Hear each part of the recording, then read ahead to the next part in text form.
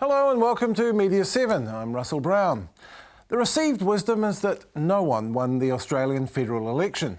Not true. The two major parties emptied their coffers on advertising during the campaign, meaning the winner on the night was the advertising industry. And the agencies and commercial TV networks face another bonanza if, as is possible, the parties have to do it all over again in a fresh election this year. So who better to cover the advertising election than the ABC's ad show, The Gruen Transfer, which renamed itself Gruen Nation for the campaign. Will Anderson and his panellists had a merry time decoding the messages. If you boil down the Liberal ads, you're left with this. Lemons, action contract, carbon tax, boats, $100 million a day. Same old Labor, more waste, more debt, more tax. Don't trust Julia. By our count, 27 new ads since the election began. Western Australia is Labor's cash cow. They milked us for home insulation, for school buildings, and they're milking us to pay $100 million of debt every day. But Labor's just getting started. So what did the other side's campaign look like? Abbott's health record, economic record, moving forward, sustainable Australia, Peter Costello, GP clinics, the GFC, education, don't trust Tony. By our count, 21 ads, 16 attack the Liberals and Abbott in particular.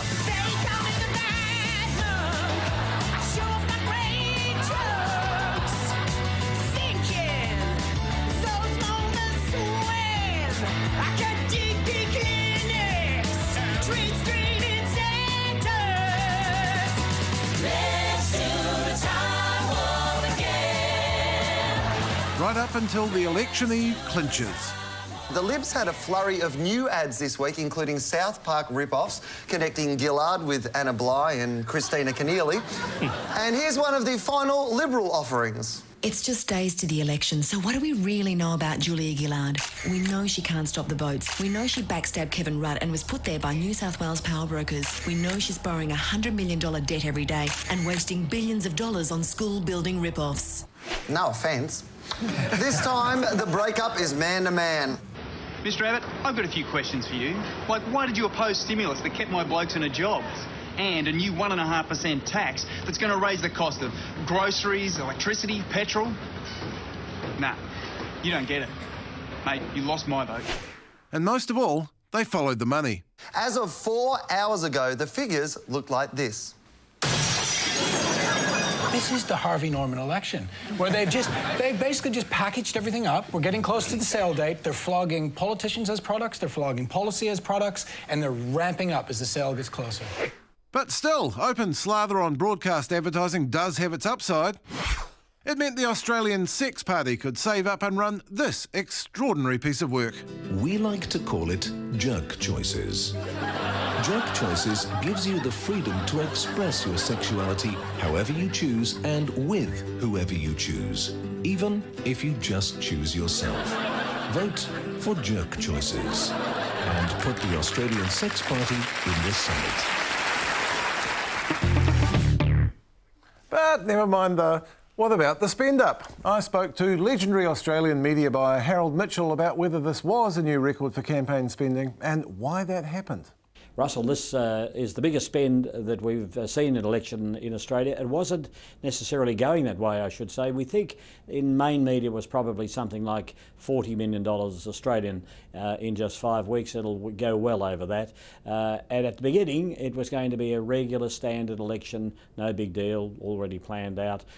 Second term would probably go to Labor. And so the first thing is that it's very big, probably the biggest. The second thing why is because progressively throughout the campaign, both sides thought they would win or lose, and they became very desperate. And so we saw, especially in the last week, an enormous amount of money poured in, especially into television. So this has been a bonanza for the TV networks. Well, I think we talk about rating points, and I guess your audience understands that to some extent. Around 1,300 rating points in the last 3 or 4 days for each of the campaigns. Now, that's the amount that you might see in about 2 or 3 weeks of a campaign. Generally, that's the sort of level of advertising that you would have to launch a motor car. It was something as big as that just in the last period. Our top show on the 7 network, Packed to the Rafters, was not packed to the rafters as much as it was packed with ads. every break had, for instance, a Labor Party ad in it. That was, I think, 8 ads of both the party or those associated with it or close to it. So there was a lot of advertising, but especially that last 3 or 4 days. Desperate times. The broadcasters, they must be happy. Oh yes, they're very happy people. We're seeing a return to growth in television. A very interesting thing happened here, Russell, that when the job really had to be done, there was little time to get it done. All of that other media that has become so fashionable, the internet, which by the way had a record with a 2, but only about $5 million in total. People went back to that rock that they could trust, and it was big time television. And so it's been a great bonanza for them, who've been showing double-digit growth anyway, as Australia is generally coming back into a growth mode with advertising overall. So it's been pretty good for them. Who benefited in the advertising industry? Was the money evenly spread?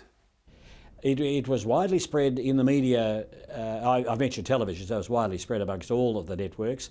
It was a campaign often specific as to regions, so sometimes particular parts of a network would do well, which meant that the Foxtel system, which is national, did okay, but it wasn't as specific, and so not maybe quite as well, but they're not complaining about anything.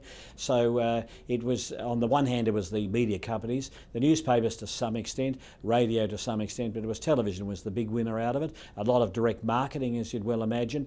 And then interestingly for those that produce ads, it wasn't the big advertising agencies which in the past would have been looking after campaigns like this. It was groups that were put together of individual creative people. So it was a virtual advertising agency that came together to do it. And there's been some argument that said that they could have done it better in the planning, that perhaps they would have been better in a bigger structure which looked at it with a little more care and had the bigger group around it which didn't act in the way that they did. There's been some argument that said this could have been a better planned campaign on both sides.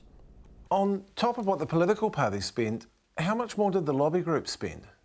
Well, I think there would be probably another 20% by lobby groups, and that would be those associated with both sides. This was to do in part with our mining industry in Australia, and so those who were associated with that. There were, of course, those involved with Labor and working groups. The ACTU was a very big one, and it was, so we think probably another 20%, which is a very sizable amount of money. It probably would have been around 10 to 15 million in total. I was talking to one of the very senior people this morning, I'd have to say, about did it really all have an effect? It probably didn't in the end, the advertising spend for the core parts of it, because this was an election, as much as anything else, also fought in the media itself, in the programs. And so I think you probably talked a little about the Gruen program, how important that was. Other programs, essentially with the ABC here, a program called Q&A, the biggest ratings ever, and that was with the leaders. And so the argument started quite often, and the news day started in those television programs, and so the next day in the newspapers, the radio, and on it went. So it was something fought out in the media, but not necessarily in the advertising part of it. Will we see the same thing all over again if there's another election this year? Well, I doubt if there'll be another election this year. I don't think anyone has got the taste to want to do that, and they aren't certain that another election would deliver them the result that they want, so there's the uncertainty of that. So I think that we will have a government at the end of a period of time, probably a week, and we won't see another election. As someone once famously said, and it's been repeated here many times, the people have spoken, just that right now they're not quite sure what they said. Thanks to Harold Mitchell. I'm joined now by former New Zealand Labor Party President Mike Williams, who was in Australia to observe the campaign. Thank you for coming in, Mike. Pleasure. Now, what did you make of the advertising in the campaign? Was it on a different level to anything we know here? The big difference between previous federal elections was just the sheer volume, Russell, which your previous guests talked about. The next thing was the negativity of it. I saw very little in the way of positive advertising. I actually thought the Labor government had a good story to tell, but the difficulty they had, of course, is it was Kevin Rudd's story, not Julia Gillard's story. And the third weird thing was the way the leaders were cosseted and protected from journalists. They were taking no risks at all. Why was that, do you think? There's a comedy group called Chasers, who they live in fear of, and also there were quite high feelings about, particularly about Julia Gillard knocking off Kevin Rudd. And at one point, right at the end, just before the election, somebody got into her stand-up with the press and was yelling, "You stabbed Kevin, you stabbed Kevin." And that is exactly, of course, what they were trying to avoid. So it was clearly an election about personalities rather than policies. There was almost nothing about the issues. The issue that popped up in the middle of it, completely unexpected, was broadband, which was good as far as those with an eye to the future was concerned, but it was almost entirely about personalities and who would run the country best and who did what, as you saw from the excerpts of your advertising in the past. And broadband may yet be quite important in terms of who gets to form a coalition, mightn't it? That's right. It looks as though the balance of power will be in the hands of 3 rural independents, and that was really the only defining issue I could see, Russell. Labor wanted to spend $43 billion on broadband across the continent, and Tony Abbott wouldn't have a bar of it. So that may end up deciding the election. Talking of money, where does the money come from to run these campaigns? There's huge sums of money. Yeah, a good part of it's state funding, but a lot of it is corporate funding. I mean, if your viewers are interested, you can go on the Australian Electoral Commission website in the next couple of weeks, and every cent will be accounted for. A lot of mining money, I would imagine, into the Liberal campaign, a lot of union money into the Labor campaign. What did you make of the media coverage there? I keep hearing that the ABC did well. The ABC did very well, and the ABC has always got the best coverage on the night because they've got the best reporter. On the other hand, we had the Mark Latham stunt where the Nine Network hired the former Labor leader and ambushed Julia Gillard with them. I cannot imagine that happening here. No, that was wonderful. That is typically Australia. In many ways, they've got a much wilder sense of humour than us. I actually found that moment quite menacing. Latham is a big man. Gillard is not big, and he seemed quite aggressive, and I think that she actually handled that very well. But the interesting thing, of course, is that the chief reporter for Channel 9, Laurie Oakes, and Mark Latham, in a previous life, hated each other's guts. And Latham used to refer to Laurie Oakes as Jabber. And here they had to get along together in working for the same channel. It was great. What do you think we might learn in New Zealand from what's gone on over there? Well, what you'd learn is that there's no such thing as a sure thing. A year ago when I was in Australia, Kevin Rudd had, fairly very high ratings, similar to John Key at the moment, and the bubble just burst.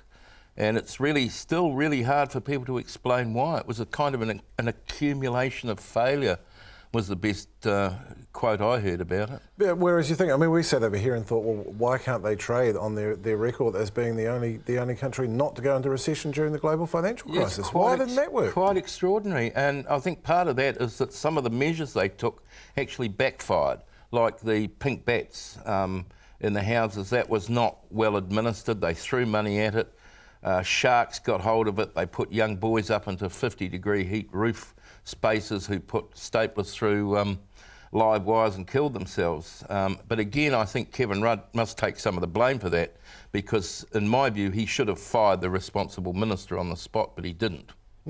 Well, he's gone now himself. Mike Williams, thank you very much. A pleasure.